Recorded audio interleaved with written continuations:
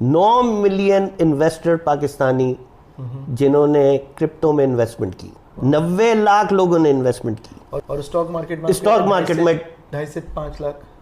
हमारे पास ऐसे लोग रोल मॉडल नहीं है जिनसे लोग बच्चे अट्रैक्ट हों। जब तक हम अपने बिजनेस स्कूल्स के अंदर इसकी तालीम नहीं देंगे, राइट, जब तक ये पॉसिबल नहीं है। टॉप 5 में आता है पाकिस्तानी फ्रीलांसर्स। एग्जैक्टली।